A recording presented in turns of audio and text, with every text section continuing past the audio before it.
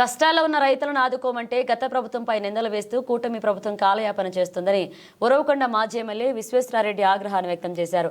ఇవాళ అన్ని కలెక్టరేట్ల వద్ద నిర్వహించిన రైతు పోరుబాట వైసీపీ శ్రేణులతో పాటు రైతాంగం మొత్తం కదలి వచ్చిందన్నారు.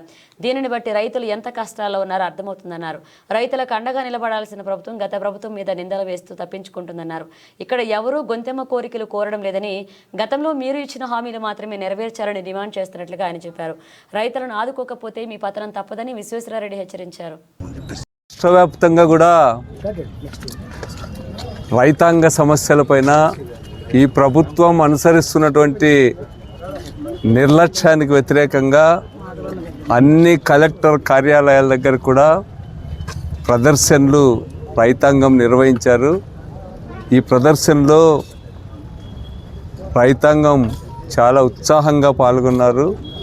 జగన్మోహన్ రెడ్డి గారి పిలుపు మేరకు రైతులు ఇబ్బందుల్లో ఉన్నారు, వాళ్ళకు అండగా నిలబడాలా, రైతులు కష్టపడి పండించిన పంటకు గిట్టుబాటు ధర లభించడం లేదు, అయిన కాడికి అమ్ముకుంటా ఉన్నారు, బస్తాకి 400-500 రూపాయలు తగ్గించి కొంటా ఉన్నారని చెప్పి, అందుకనే రైతాంగానికి అండగా నిలబడాలని చెప్పి పిలుపిచ్చినారు. ప్రభుత్వం రైతులకు సంబంధించి ఏ ఒక్క హామీని కూడా అమలు చేసే పరిస్థితి లేదు. పైగా బుకాయింపులకి, తర్వాత తప్పుడు ప్రచారానికి, ఎదురుదాడికి పూనుకుంటా ఉంది. గత ప్రభుత్వాన్ని నిందిస్తూ కాలం గడుపుతూ ఉంది. అందుకనే మేమందరం కూడా ఈరోజు రైతాంగం అంతా కూడా కోరుతున్నది ఒకటే, అవన్నీ పక్కన పెట్టండి, మీరు ఏం హామీ ఇచ్చినారో వాటిని అమలు చేయండి. మేమేం గొంతెమ్మ కోరికలు కోరడంలా, మీరేం చెప్పారో దాన్ని అమలు చేయమని చెప్పి మాత్రమే కోరుతా ఉన్నాం.